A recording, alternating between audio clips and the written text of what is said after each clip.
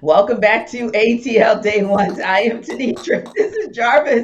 And if you guys could hear the conversations between segments, Oh my God. that actually might give us the five-star reviews that we keep asking you guys Yes, about yes, yes. when Come it on with comes to the download it. of this podcast. Do you hear me? One day we are actually going to low-key tape some of those out cues, or those outtakes rather, and we're going to send them you guys away because I promise you it will keep you rolling. But speaking Yes, of rolling, we're going to keep rolling along here just like we do all the time on the Locked On Sports Network here in Atlanta. Thank you guys for stopping by YouTube to subscribe, to follow us, and like us as well. And you know what? Jarvis and I, we have some likes, but we also have some dislikes. Let's just be real. So we liked what we saw out of the SEC spring meeting, which is why it was fun. We didn't like what we saw from the Braves last night, and we do not like that the Tampa Bay Buccaneers scooped up our guy. Yep, that's right. come We on now. actually called him our guy because we just knew that Akiem Hicks would be a wonderful fit for the Falcons in a prove it year, so to speak. But guess who gave him a Hmm. prove it contract? The team that is doing that all over the place, and that is the Yes. Tampa Bay Buccaneers. But Jarvis, you made a great point because in talking about the possibilities of him bolstering Dean Peace's defense, and now knowing that he's gone, the question becomes, is there a possibility for another veteran out there? Because honestly, what that tells us as well is that's probably the last days of Ndamukong Suh putting on a Buccaneers uniform, right? And so Right. the question becomes, because there is some cap room and some space there for the Falcons, is there somebody out there possibly that they can go after because we wanted them to, the guy we wanted them to pursue is gone? And would that be Sue or would that be someone else? You know what? I would have to go with Donkey Kong Sue because Yeah, when I you think would. about it, when you think about it, the guy, he's 35 years old Yeah. now. I know he's up there, he's a little long in the tooth, and I think that, Akeem Hicks signed for a 1 year deal up to Yes. $10 million. So, Yeah. of course, it's an incentive laden Instead of later. contract, and I get it, and I totally understand it. But Sue is a Sure. little bit older than him, so I think if you can kind of maybe figure out how to work some magic with that with salary cap, maybe from 8 million up to 8 million or up Right. to 6 or 7 million, I think that Sue would be enticing. I think that's going to be something that's going, as you get closer to training camp, Hmm. you can probably take a look at because I know, there are a lot of depth charts floating around out there, and they had John Comiskey as one of the starting defensive ends, but he's no Yeah. longer on the And we squad knew. anymore. Yeah. And we And knew we that knew wasn't that going that to be. wasn't going to be the case because No. like just pay attention to how he's played the past couple of years, and that'll Yes. kind of give you your answer that you need. We're not going to down somebody that's trying to live out their dream, but Right. we're just going to keep it straight right here. But I think that Sue is a guy that they probably need to take a look at because, and here's why: Hmm. this guy had 13 quarterback hits, so Yes. he can push that middle of the pocket, and he has 6 sacks. Six Yes. sacks, Yeah. Yeah. like Like, a yeah, third of how isn't many that they great? had total. The Exactly. Falcons only had 18 total. So 18 he's talking total about last year. Yes. so, and I'm not even expecting him to have six. If you can give 4.5, 5, because I think right now it's all about piecemealing this thing together.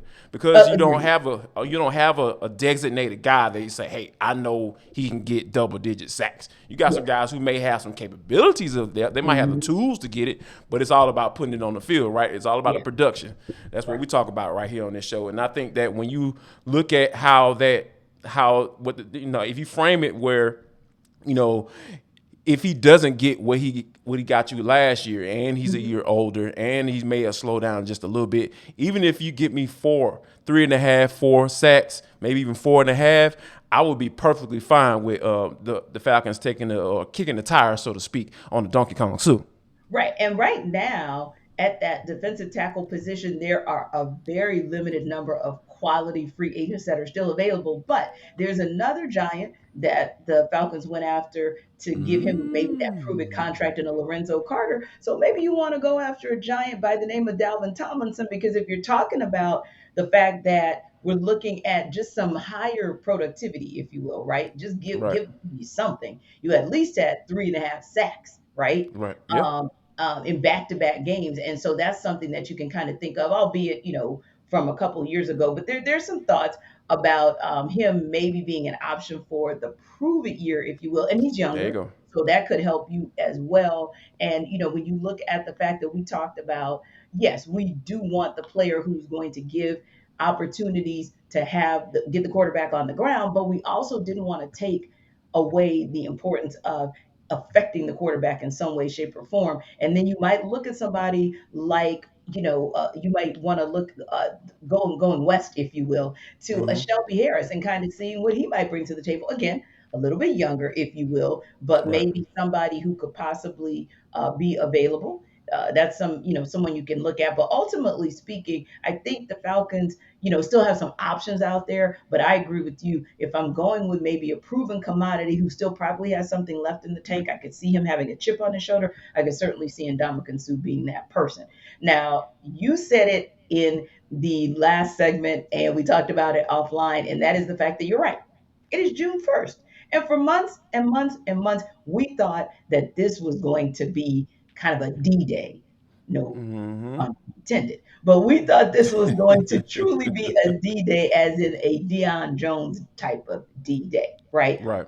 Thought that for months, and then all of a sudden, we get word last week that he had shoulder surgery to clean up Mm-hmm. some debris in the shoulder, and that he was going to be out for the entire offseason. So that kind of changed things, and it made us think like, okay, June 1st is here, but so is Deion Jones.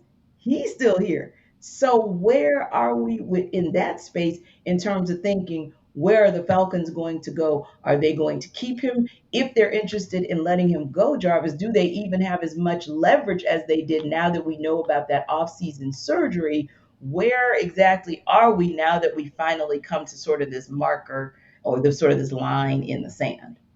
You know what? To be honest with you, I'm kind of in the space where I don't think this surgery, and for those who are listening on our audio platforms, I'm putting out air quotes there, Mhm. and I don't think it's as serious as people make it seem like it Mhm. is. Like, oh yeah, he's out for the offseason. When have you ever heard Right. anything like that? Only the Right. Atlanta Falcons would come up with a term. Oh Right. yeah, he's out for the offseason. When have you heard injury reports in the offseason, T? Like Yeah. like these are some of the questions you need to be asking yourself when you think about, okay, this is a very convenient situation when it comes to Deion Jones and this announcement that was made for him to, let everybody know that he will not be participating in the offseason program, Yeah. because we get it, right? We understand. We're not slow. We understand that he's not going to be on the team. Look at all the moves that they made, and that was some of the things that kind of help you understand. Like, okay, the Falcons are getting ready to move on. Yep. Once they get the right deal, right? Because I think that's what it's all about. Oh, And no it question. it only makes I sense. totally agree with that now. Yeah, for it only makes sense for them to go ahead Mhm. and trade him and to free up just a little bit of money, and that might be something that you can use to go towards a veteran like Donkey Kong Right. Suh or Dalvin Tomlinson. That's how that's why you wait around to after June 1st to kind of see put some feelers out there, because I know there'll be some suitors. Like, I know we talked about how Deion has kind of fallen off with his play, Yeah.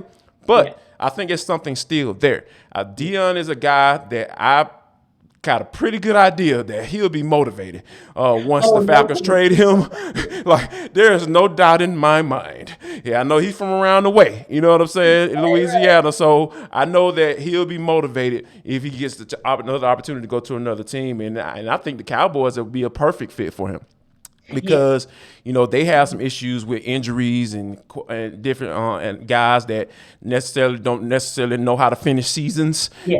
And that's one thing Deion can do. He's going to be out there, that's for sure, and I think Mhm. he'll have a really good opportunity to kind of make some headway out there. But I Yeah. think right now I think the big piece right now is, how do they trade him? That I think that how do they figure out how to trade him? Do they, make phone calls and start working the Mhm. phones to see what's out there? Get in contact with, Yeah. Deion's agent, like, hey, go and start seeking a trade. See who's out. See who's interested in all that thing. Because I don't think the compensation really matters at this point, T. Because, Yeah.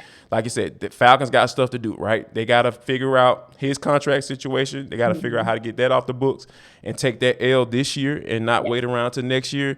And they have to, there's still a couple of moves to be made if they Yeah. really want to compete this season. Agreed. Agreed. Yeah. So yeah, it definitely will be interesting. But it was funny when we looked at the calendar and said, "Oh, wait a minute! This is the day that Hmm. everybody had been talking about for months that we thought was going to be that D This day." But is I the believe, day. yeah, I believe that day is This probably going is to the come and go, right? day. Without any movement per se now. But yeah, that's still something that I am sure is on the table. And course correction from earlier, by the way, on Shelby Harris, he's with the Seahawks, so you guys course correct on that. I don't mind making a correction because I'd rather you guys have the right information going Indeed. into this offseason and wondering who is going to fill the void for the Falcons, the number of voids. And listen, we get to see some things on Friday as well, because that's really going to be an opportunity, another open practice to kind of also see what they're working with the players, the personnel they currently have. So we're getting closer and closer to getting to a point where we can see that roster kind of taking form and taking shape for the Falcons. But speaking of seeing things take form, or things that don't even need to take form because they're always taken from everywhere because that's just what the NFL does. Right. We have yet another opportunity to mold and shape the way things go and rob the bank again. And speaking of highway robbery, there is somebody who has been robbing the fountain of youth for forever. And that is why I think that the Celtics are winning in maybe a way that you guys don't know about, that's off the court. You want to know what we're talking about? Come back for the culture. That's on the other side of the break. It's Jarvis and Tenitra right here on ATL Day One.